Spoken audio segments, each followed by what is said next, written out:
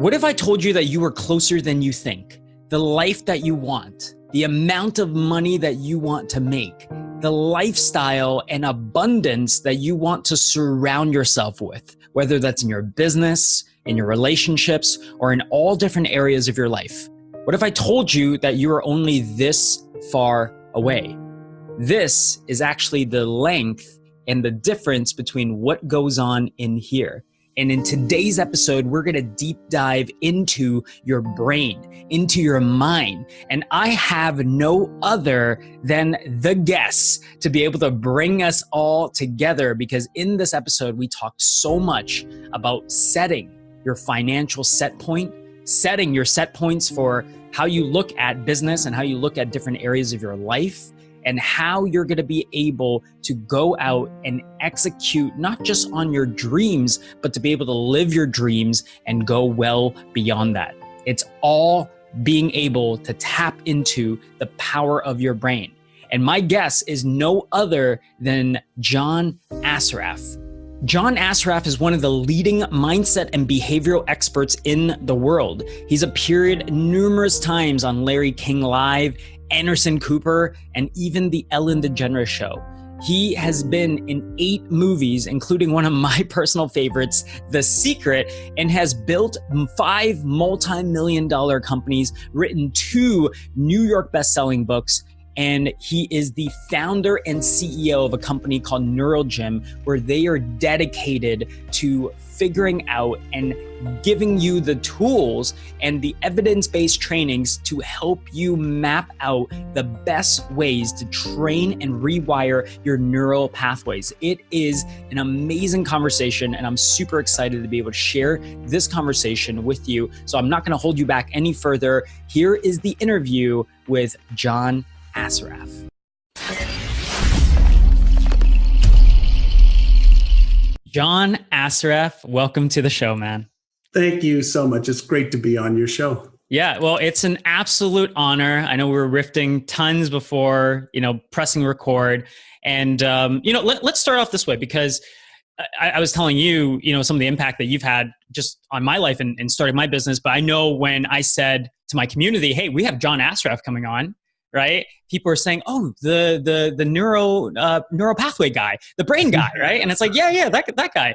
And, some people remember all sorts of stories and examples that you have, but I'm just curious to hear it from you, because I think it's rare, actually, that people have had the level of success that you've had, and especially so many different, industries. And I really consider you a true master, of not just someone who talks about personal development, right? But someone who executed in a lot of areas in their lives and in the different businesses that you've been a part of. So how does it feel for you? Just kind of curious, when you hear accolades like that, when, I know you don't necessarily care about the numbers per se, but like when you know that you've made your work has made such a great impact with hundreds and thousands of people around the world.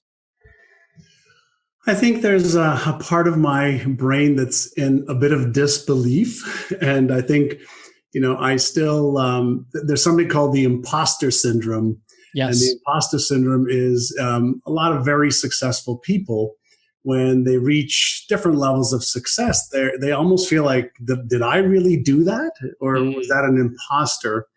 And so first and foremost, I think the greatest joy for me is to somehow, help another human being and make their life a little bit easier to live.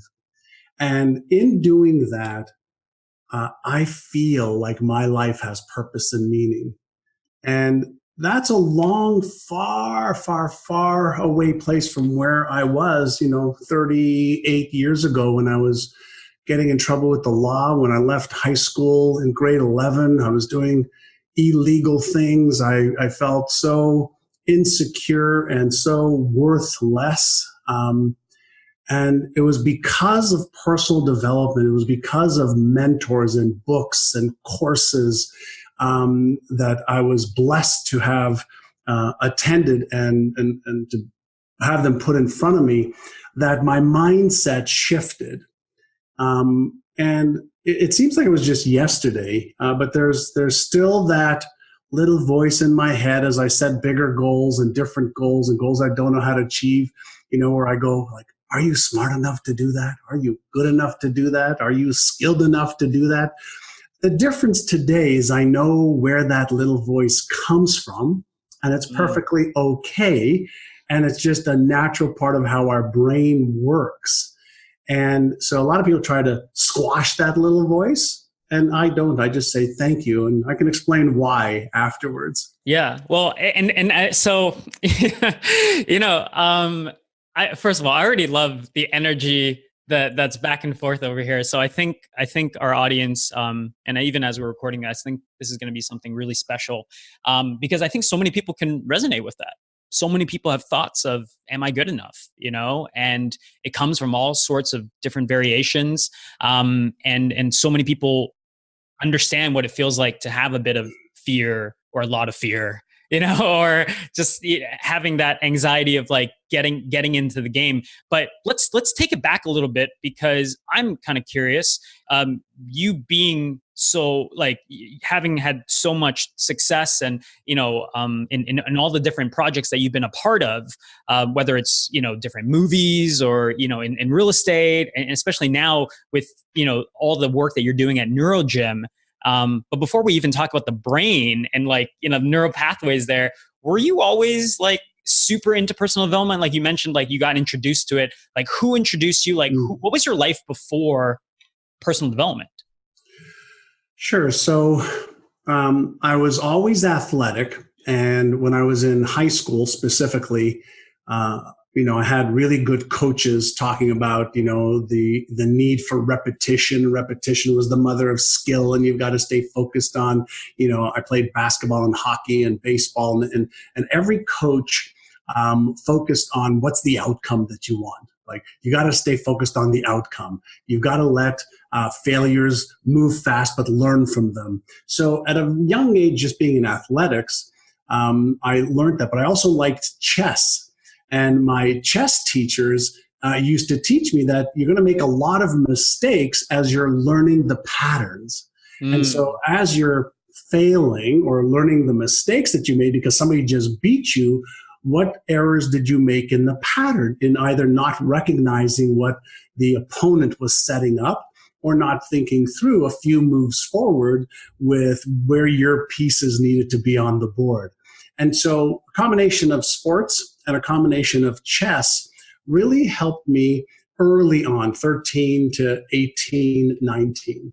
And then I was between the age of 13 and 18, I got into a lot of trouble, even though I had wonderful, mother and father, no money, always a lot of debt, a lot of stress, a lot of anxiety. I had love. And so I had food over my, I had, shelter, food, clothing, went to public schools, didn't do well in school, left high school in grade 11, and got into working at a computer shipping department for Philips Electronics, making about $2.65 an hour, and hated it. And my brother introduced me to a man that was in real estate, a real estate developer, and had real estate offices. And I had lunch with this one man. His name is Alan Brown. And this one man asked me a whole bunch of questions of why I was getting in trouble and why wasn't I making more money and why was I, consistently disappointing myself and my parents and getting in trouble with the law. And I said, I don't know. Like he says, but you know that, you shouldn't be doing those things. I said, yeah, I know that. He says, then why are you doing it? And I said, I don't know. I just wanted a little bit of money in my pocket and I wanted to feel good about myself. And I knew it was wrong, but I didn't know why I was really doing it. And he was the first one to say, well, there must be a mismatch between, consciously who you think you are and subconsciously who you think you are. And there must be a disconnect. And that was the first time I ever heard, consciously and subconsciously. I never learned that in school. And he started to talk to me and teach me a little bit about mindset. And what he said made a lot of sense to me. And, he was a very, very successful individual, not just financially, but in every area of his life. He was a father of 2 kids, happily married, traveled the world, did charitable things, gave money. It was super healthy. I was like, wow, this guy's, like an idol. And, he asked me what my goals were for my life. And at the time, again, this was May of 1980. I remember the dates, when it was. At the time, I had goals. I want to buy my first car. I didn't have my own car. I want to get my own apartment. I'm still living at home with my parents. And I wanted to, go out and have fun. And he said, okay, that's all your basic necessities, just for some security. But what do you want beyond that? And the answer was, I had no idea. And so he gave me these goal setting documents, probably about 30 pages. And it said, what do you want to achieve in health, wealth, relationships, career, business, fun, and experiences, charity in 1 year, in 3 years, in 5 years, in 20 years, in 30 years. I'm like, what the fuck? I had no idea. It's like, it covered all the bases, right?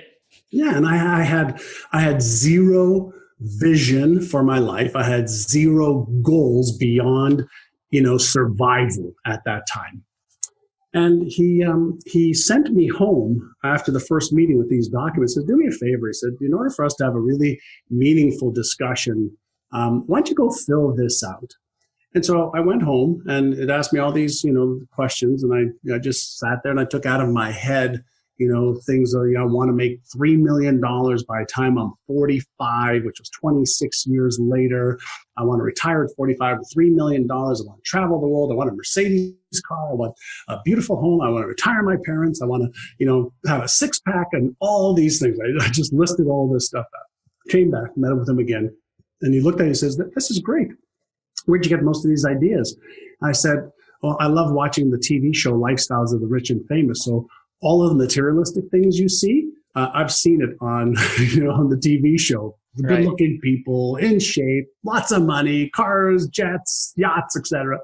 I said, I want that lifestyle. Right. And he says, great. He says, let me ask you a question. And the answer to this question will determine whether you'll achieve it or you won't. I'm like, one question? Yeah, bring it on. I said. Yeah, what's the question? He said, are you interested in achieving these things, or are you committed? And I was sitting down. He was standing above me, looking at me. And I looked up at him. I said, Mr. Brown, what's the difference? And he said to me, he says, young man, he says, if you're interested, you'll do what's convenient. You'll come up with stories and excuses and reasons why you can't achieve those goals. He says, when things get tough, you'll quit. When you need to upgrade your knowledge and skills to match the level of the goal, you'll go and drink at the bar instead and hang out with your friends. He said, but if you're committed, you'll do whatever it takes, period. No stories, no excuses, no reasons, and you will just be committed. Holy shit. I was like, wow, that's pretty strong, difference. And so he says, so are you interested? Are you committed? And I looked at the goal documents. I said, Mr. Brown, I'm committed. He reached out his hand to me. He says, great. In that case, I'll be your first mentor and coach. Wow. Now, this man at the time was worth hundreds of millions of dollars. I was a peon that didn't even, go to college. Never knew him from a hole in the wall. And he says, the only criteria, actually I had two criteria. Number one is you have to move from Montreal to Toronto, which was 350 miles away. I didn't know anybody in Toronto except my brother who had just moved there. He says, and you have to go take your real estate license and pass the test. I'm like, pass the test? Holy shit. I got out of high school by cheating on the final test. I'm not really that smart. And so he said, well, you're going to have to bust your ass and be committed. So the reason I shared with you earlier that it was May 1980 was because I went back to Montreal, packed up my bags, quit my job at Philips Electronics, told my parents I'm moving out of the house, I'm moving to Toronto with no job, no money, zero, no connections other than my brother and now this man, Alan Brown. And on May 5th, 1980, he enrolled me into the real estate course in Toronto. And on June 20th, 1980, basically 6 weeks after I enrolled, I passed the real estate test on my own. And it was so fucking proud of the feeling that I had that my life changed in an instant by saying I was committed. Wow. Wow. I mean, it's there's a lot there's so many different layers of that, because I think a lot of individuals, they want to at some point do their own version of that. Maybe find a mentor, but also really just bet on themselves, right? Take a leap Yeah. in what is it that they want to be able to do. So what those go I mean, that process, we've had so many countless people come on the show, and one of the most consistent things that I think I've heard is that when they have their goals and they have their things right around them every single day, so that they could see it, and they can tap into it. And I know you got some amazing tools. So Yeah. how did you leverage those goals, especially even early on, to be able to kind of start building the foundation of what your life looks like now? So first and foremost, once I had those goals, then I created a refined version of those goals. I had to go and get my real estate license. I didn't know anything about real estate, the legalities of real estate, selling, marketing. I had no idea, zero experience. But I made a commitment to learning for at least 1 hour a day. Mr. Brown said to me, he said, if I'll invest 1 hour a day upgrading my knowledge and skills, at the end of a year, I'd have 9 40-hour weeks of extra skills. 9 40-hour weeks is over 2 months of skills. He said, at the end of 1 year, you'll have a solid foundation. But if you keep doing an hour a day, after year 2, after year 3, after year 4, after year 5, you're going to become an expert at something.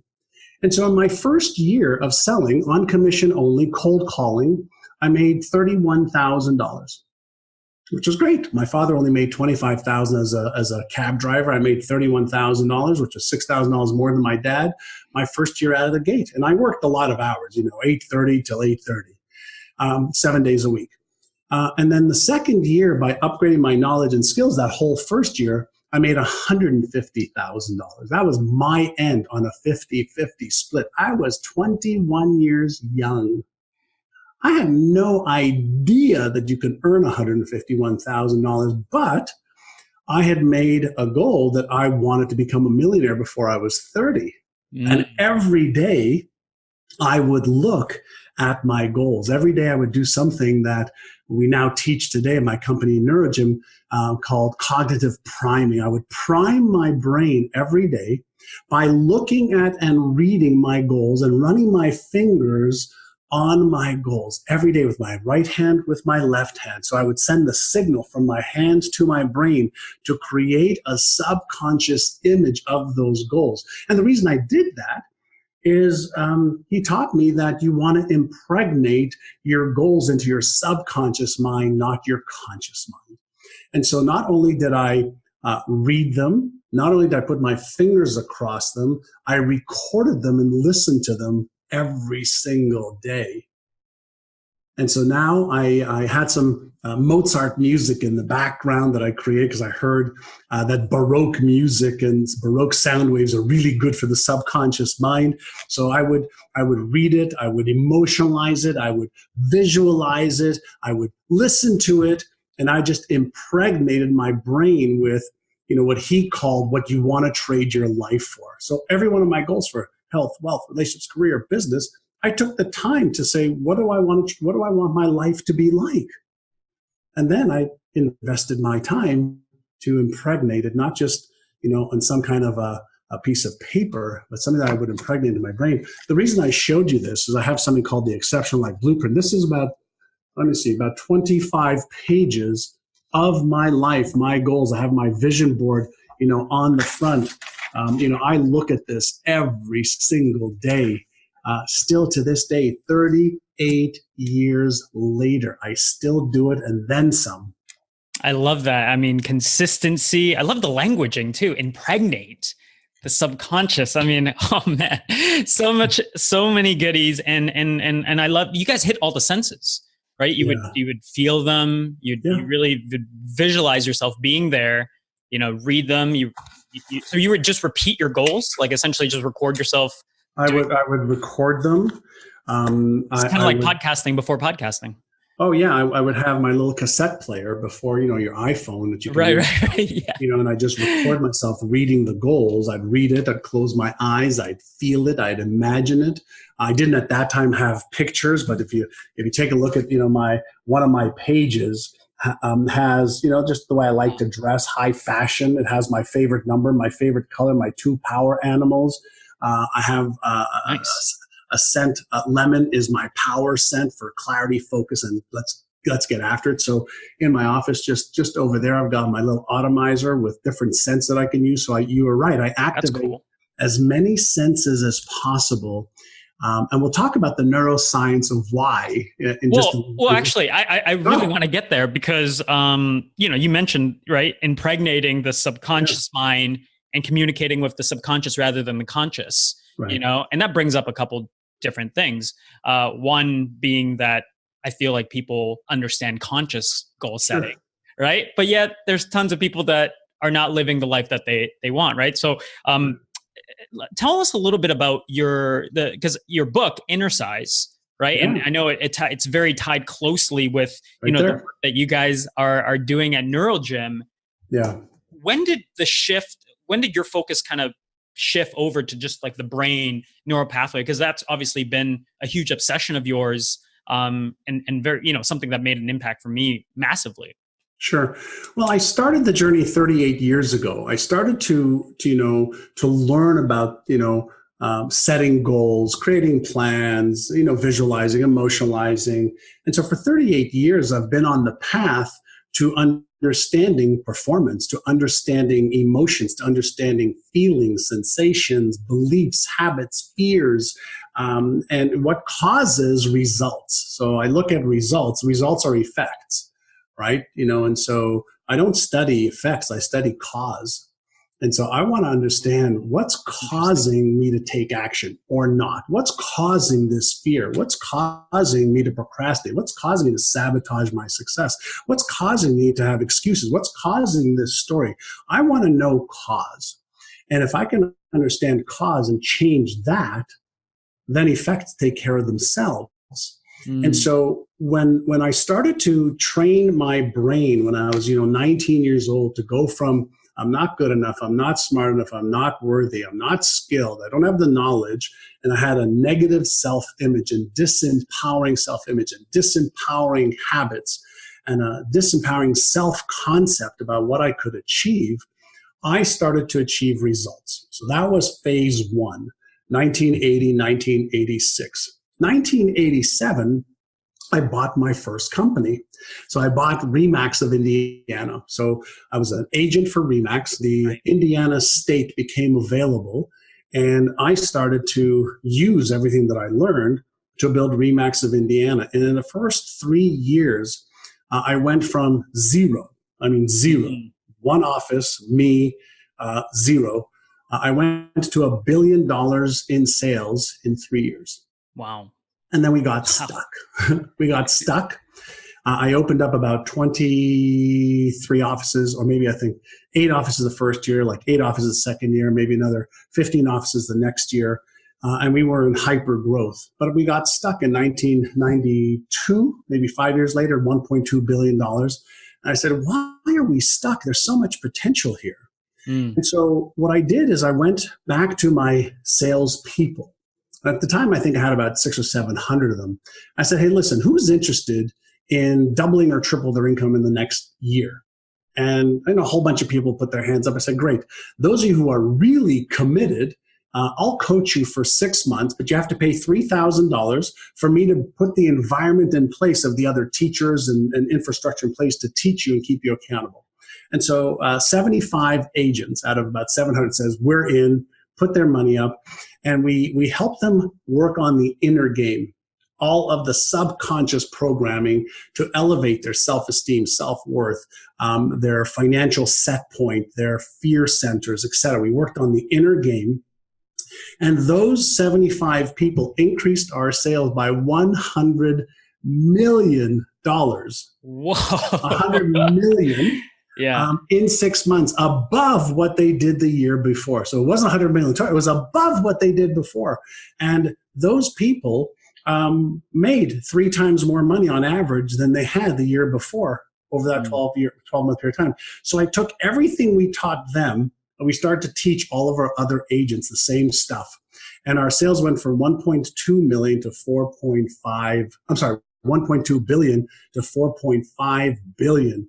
The average income of my sales associates went from $38,000 to $128,000 within 4 years, through the roof in Indiana. And so I knew this stuff works. It just didn't work for me. And the stuff that we did back then is like, it's like old cell phone technology. And so, from Remax, I built that company, then hired somebody. I built it for 10 years, and I hired somebody to run it for me for 10 years. And then I went off and I did other business ventures, and then built bamboo.com. We took it public on month 9 on NASDAQ and grew from idea to 1,500 employees in 14 months. Hyper growth. Yeah. Crazy hyper growth. And obviously, I think a lot of this comes from having that strong foundation. Like I love that you took, the foundational things that you use, right? Applying it to all the senses and being able to apply it and raise the level of income for the salespeople. I think that's absolutely amazing. You mentioned one thing that you said, the financial set point. Yeah. Well, yeah. So tell us a little bit about that, because I feel like people have different set points, and I'd love to dive into that. So when we talk about financial set points, we're going to start getting into the brain, right? And so the way that our brain works is the part of our brain, called the left prefrontal cortex, and that's like the CEO, the executive director of our brain, which chooses what we want. But that's not what drives our behavior or our perception and our perspective or our paradigms. So over the course of our lifetime, we'll level out at a certain income, whether it's 30,000, 50,000, 100,000, 250,000, 500,000, it doesn't really matter. As we're developing the mindset, the emotions, and the skills to get to that level, everybody knows we get conditioned, right? We get conditioned by our parents, our teachers, our experiences, etc. And no differently than a thermostat that's set at a certain temperature, anytime a deviation in a room with cold air or hot air comes in, the sensor on the thermostat notices that there's a change, and it sets a message through the electrical system to either turn on the air, turn on the heat. That's called a cybernetic mechanism. Well, we all have a cybernetic mechanism for how much we weigh, the relationship that we're in, how much we earn, the business gross revenues or net revenues that we've got to. So we develop these set points, and most people don't realize that the average human being makes incremental gains instead of exponential gains. And the reason for that has nothing to do with knowledge or skill. It has everything to do with their set point in their brain. And so we develop a set point, and then anytime we try to really work hard towards making more, we might make more for a day, a week, a month or two, but then we'll sabotage and get back to our baseline. Not because we can't, it's just because our subconscious level is programmed or conditioned for this amount from a financial perspective. It's the exact same reason why, this is an actual fact, 99.5% of people who go on a diet gain all the weight back within 1 to 3 years. Right. Or, that's called the yo-yo syndrome. Right. And then there's also been all the different case studies of people that win, like, let's say, a lottery, right? Correct. 87%.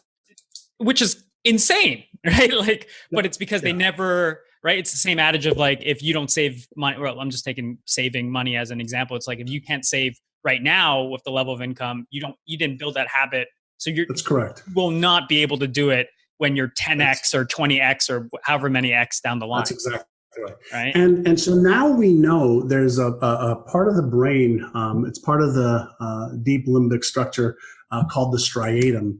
And so when we talk about habits, whether they're habits, thought habits, emotional habits, behavioral habits, saving habits, spending habits, income earning habits, it's a group of habits that involve thought, emotions, and behavior.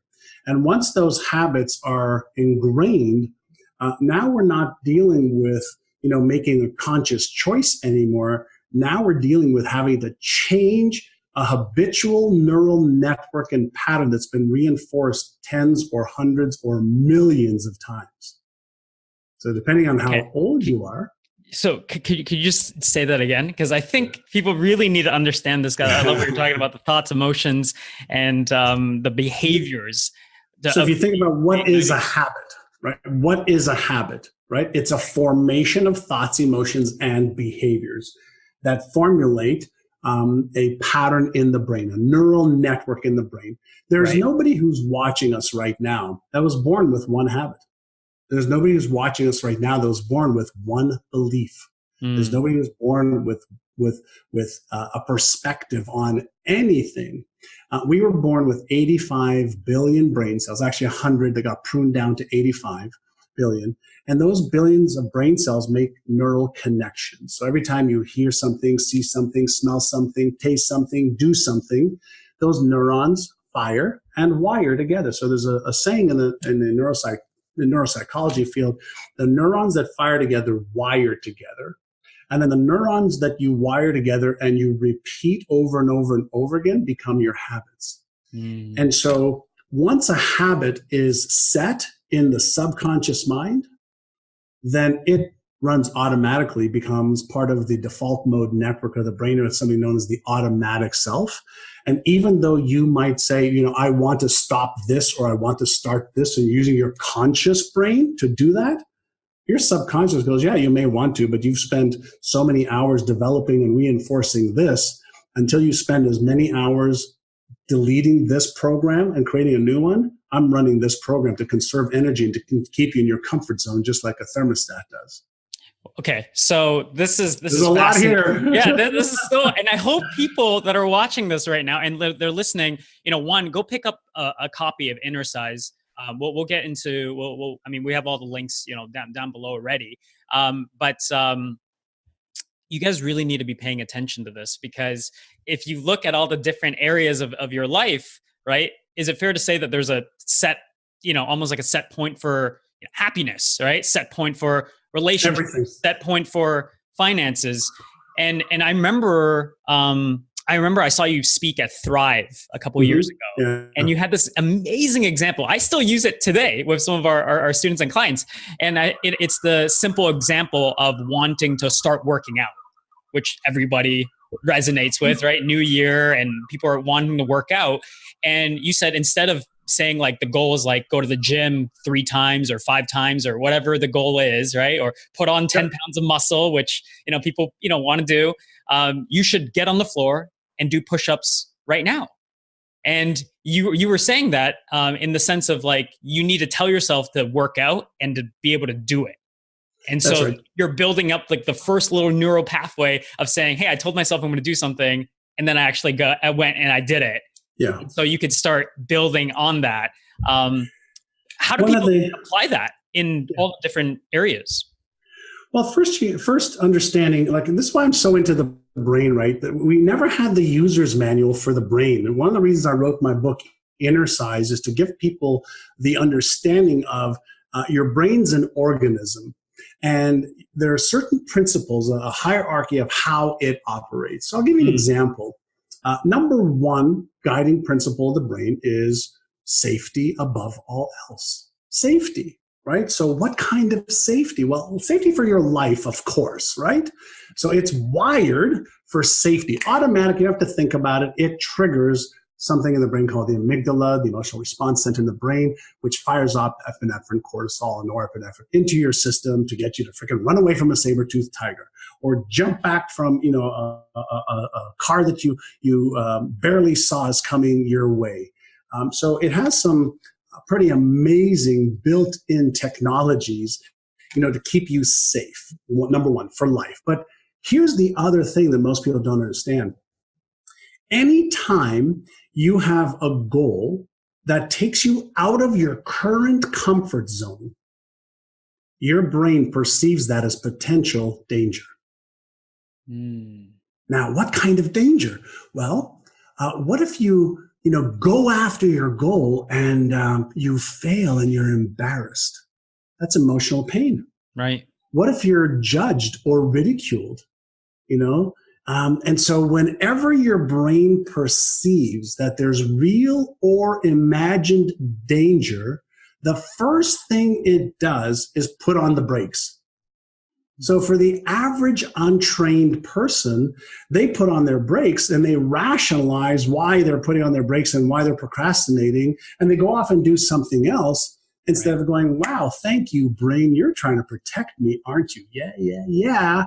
This emotion, the energy in motion that's causing me to put on my brakes and take my foot off the gas is just there to protect me just in case. Now, what if you could learn a process to be aware of emotions? There's 6 core emotions and there's sub-emotions, which cause feelings. Emotions are subconscious. Feelings are conscious. So when most people feel vulnerable, they stop, they move away. When most people feel that there's a potential for emotional, mental, physical, financial pain, they're like, oh, no, let me walk away. And they don't do it as the way I'm speaking about it. I'm sharing you with the behavior. It's subconscious. It's so subtle. They just keep procrastinating over and over again. They don't realize that these automatic processes are there to protect them, but they can learn how to recognize them, reframe them, release them, and retrain their brain not to allow it to stop them. But in the absence of skill, they run away. They sabotage. They procrastinate. And it's not because they're not smart or because they don't have goals. They don't have, they don't know what they want. It's because something deeper in their brain is triggering, the sympathetic nervous system in the brain. And these are all automatic processes. I mean, you think about, how long has this been evolving? Oh my goodness, we have this most powerful tool in the known universe with zero manual, of how to use it. And the reason I created Innercise is to give people the mental and emotional techniques to use their brain better to help them achieve their goals faster and easier. Not fast and easy, faster and easier than without having the user's manual. And so I learned the beginnings of this 38 years ago, and I invest time in, like an athlete practices every day, a musician practices, I practice every day. Yeah. I practice honing my skill. A martial artist practices, martial artists, and you may have heard of this, the master martial artist says, I'm not worried about the person who's done, 10,000 moves one time. I'm worried about the person who's done one move 10,000 times. Yeah. So I want to teach people some of the core moves, the techniques that practiced gives them power, gives them confidence, gives them certainty, gives them self-esteem, and gives them absolute control over their lives. Yeah, and once again, we're going to link to. I know that you guys have some really cool bonuses for people, that maybe want to share this within their groups and their businesses. Thank you. But let's before we, because there is some other things that I want to get to. But let's just say financial set point, for example. Mm-hmm. I can imagine most people that are listening or watching this, they would think, okay, well, like, what would be like an example of like a first step or a second step that they could do to kind of take a look at where their own financial set point is at? Great. So let's create a frame on how I want people to look at this. And everybody answer this question. Are you aware right now of one or two things that you could do, to make more money? Are you aware of what you could do? And I would bet every single person, if they're honest, says, well, yeah, I know one or two things that I could do. So now let me ask you a different question. Why aren't you doing it? Why aren't I doing it? Well, let's go deeper now and say, okay, there's only one of 3 or 4 reasons why you're not doing it. And then we'll address that. Okay, so remember I said earlier I want to focus on cause. So number one You may know what to do. You have a goal, but you're not doing it, or you're not doing it consistently. And so number one, it could be your self-image or self-worth. There may be a hidden block in the subconscious saying, you really don't feel you deserve to achieve it. You don't feel you're worth achieving that goal. And so you don't. That's part one. Self-image, self-worth, self-esteem. And maybe you have an issue with that. Maybe you don't. Number two, maybe you have fears. Well, what kind of fears? There's over 50 different fears that hold people back. So let's say you have a fear, conscious or subconscious, of failing, right? So I have a fear of failure. What if you have a fear of succeeding and then failing? What if you have a fear of disappointing yourself or your girlfriend or boyfriend or brother or sister or mother and father if you try and fail? What if you have a fear of being embarrassed, ashamed, ridiculed, or judged? Those are just about 7 that I gave you right now. If you have a fear, whether you know it or you don't, okay, and you're not doing what you should be doing, you have to get rid of that fear so that you take action consistently. So we've dealt with fears and self-image, self-esteem. Let's talk about limiting beliefs. I'm too young. I'm too old. I'm not skilled enough. I'm not fill in the blank. What's a limiting belief that could be holding you back? Okay. So those 3 things will account for about 90% of why people won't take action. And some of them you're aware of and some of them you are not. The other 10%, when we're talking about money, is something we call the hidden money story. Every single person has a money story. It is one of the biggest, longest standing relationships we have ever had about money. And so every decision we make, what kind of shoes we buy, what kind of car we buy, what kind of airline tickets we buy, what kind of train tickets we buy. Do we buy in the back of the flight or in the front of the flight? What kind of tip we leave, what kind of food we buy in restaurants. Every decision you make is based on your hidden money story. So if you have a hidden money story that's disempowering, that money is limited, and you don't understand the laws of compensation around money, your hidden money story may be holding you back even though you want to make more of it. And so all of these hidden money stories based on what our parents' lives were like, how they valued money, how they made decisions around money, what we learned as children around money in the imprinting years, the modeling years, and the socialization years, all of that formulates subconscious patterns that override conscious desires. Yeah, it's almost like taking a look at all the stories, right? Of course. That you tell yourself, right? Because all of those scenarios, you have a story around how you tip or how you travel. You have a story and references and experiences to make that story your reality. So first and foremost, we don't see the world as we are, or we don't see the world as it is, We see the world as we are. We're in essence projecting, onto the world our beliefs, our fears, and our story.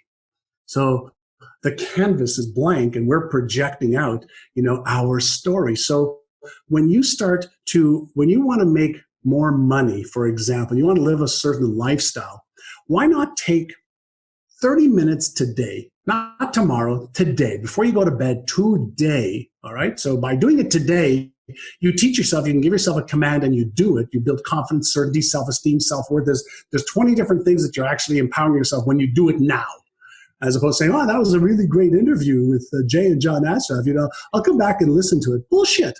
You'll come back and you'll make money later. You'll come back and do stuff later. No, now. Develop this urgency in your life of, I'm an action taker. When I hear something that I believe or feel it works, I take action now. You develop that belief. So that's number one. What if you invested some time and you did something that I'll show you? I'll show you a great little tool. I have something here called The Story of My Life. And I'll read it to you. I'm not embarrassed by it. And so it's 2 pages that I've taken. And I read this 2-3 times a day.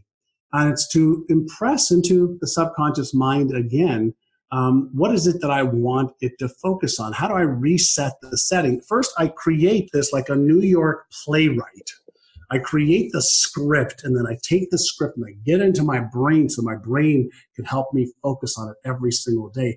I could reset my own financial set point by resetting it in my recesses of my brain first. So, mine is all around the company I'm building, my body, my fat percentage, my business, my income, my charity, my family. Everything's written right over here. And so, what if every day, if you wanted to make more money, I'll give you a simple technique. I want you to write this out exactly as I'm going to share it with you. I'm so happy and grateful for the fact that I am now earning blank. I'm so happy and grateful for the fact that I am now earning $500,000 a year, $1 million a year, and my net worth is blank. And I'm now happily giving 5%, 3%, 10%, you fill in the blank, to the charities that cause my heart to soar. And just write out a story. Just give me 1 or 2 paragraphs in the present moment. I'm so happy and grateful for the fact that. Now, why do I use those words?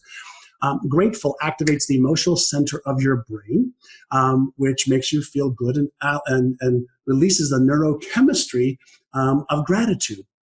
Fact activates the logical parts of your brain because we love facts and we believe facts as we learned them in school. So we have associations to facts that if it's factual, then it's true.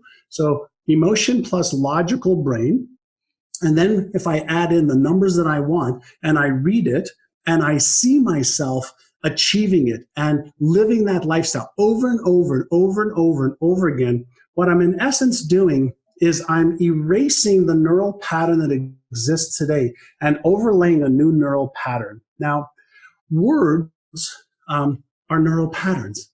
Neural patterns are X's and O's. Everything in the world is X's and O's, right? So when I take, a paragraph or 2 and I read it, I visualize it, I emotionalize it, and I get fully engaged in what my life is going to be like when that's true.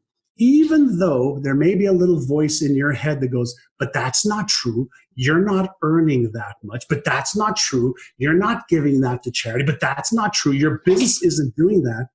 You have to understand that the old patterns want to hold on, okay, because you've reinforced them for so many years. So go to a higher level of understanding, saying the part of my brain that wants to keep me stuck and comfortable is just doing its job. Override that voice and say, I know it's not that now, and this is what I'm creating right now. So, hey, beautiful brain of mine, help me. So you can actually talk to yourself without being a psychopath, all right, and instruct your brain. You have a brain. You are not your brain. There is a thinker behind the thoughts. There is an observer that can observe thoughts and feelings and emotions and patterns, and you have to learn how to rise above it and manipulate your brain the same way that a software programmer creates programs that you use on your cell phones and computer. Do you guys see why we had to have had John Assaraf, be no other, to literally just run through like almost a financial masterclass in your brain? So if you guys please go back, re-listen to that, but apply, right? Actually deploy it. Be the person that actually takes action on this. And even if they take one action, just one thing, they have to take just one thing consistently. The habit is more important than the intensity at first. So good. It's so important too.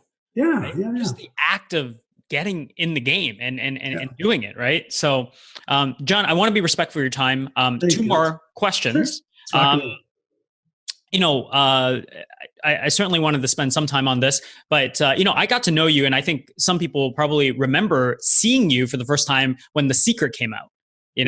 And I'm curious because there's been all sorts of talks, and now you run a training company really around the neural pathways in the brain. So why do you think that is there a misconception about The Secret? Why do you think the people that want to believe in The Secret and they try to apply it, but they're not maybe seeing the results that they want? Great question. So one of the things that I discovered is in The Secret, the premise was think, believe, and you'll achieve. Well, a lot of people who think and they have these surface beliefs, I call them, or declarative beliefs, and they're not achieving. They're positive, they're happy, they're meditating, they're visualizing, they're emotionalizing, and they're freaking broke, and they're not living their dream life. In addition to the law of attraction, the first thing people forget is in the word attraction, the last 6 letters is action. And if you continue the law of attraction with the law of Goya, Goya, you may remember this. Yes. Right? That's the get off your ass law and do the right things in the right order at the right time. Now, let me explain just a little bit. Yes, there is a non-physical world that we live in, the world of electrons, protons, muons, atoms, molecules, etc. And we don't see them with our physical eye, and we know they're there. And there's definitely, this total interaction between us because we are nothing more than coalesced atoms, called a human, a sentient human. And so all we are vibrating packets of energy called quanta. So let's leave that alone for just a moment. And let's assume that, my thoughts matter, my emotions matter, they affect my energy field. Great. But on planet Earth, if you want to earn more money, then you have to understand that money is nothing more than a means of exchange. Before we had the green paper with ink on it, we traded livestock. We traded, we gave people, we fixed their boots for them to fix our horses' hooves. We exchanged bread, for a piece of meat. Tribes exchanged, a lion kill for berries. So money, since the beginning of time, since the concept of money even came onto the scene, it was a means of exchange for value. So if you want more money on this planet, your job is to take your knowledge, your skill, your product, your service, your wisdom, and trade that with enough people to help you make the money that you want to make. So if you want to make $1 million, well, you can sell one thing to one person for $1 million, or you can sell 1 million people one thing for a penny, or a dollar each, excuse me. So in this means of exchange, you have to ask yourself, what are the behaviors, that I have to take in order to take my company, my product, my service, and exchange it with enough people who want that?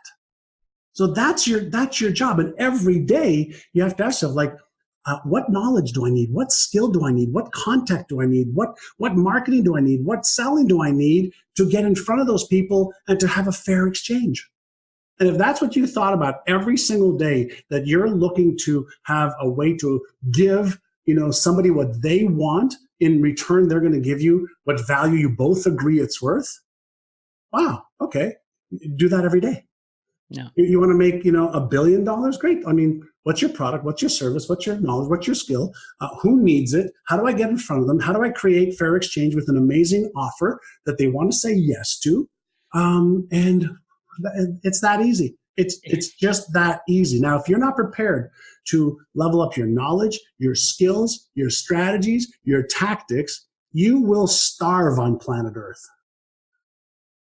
These are very important words. And I think you're right. I think it's just as easy and it's just as difficult as people could make it seem. But if they execute on any of these things, and I really encourage everyone to re-listen to this episode, because honestly, with just the content that John presented today, like literally almost, I know that there's other things that you want to be able to dive into, and you should, and you want to get, some of the subconscious training, definitely check out NeuroGym.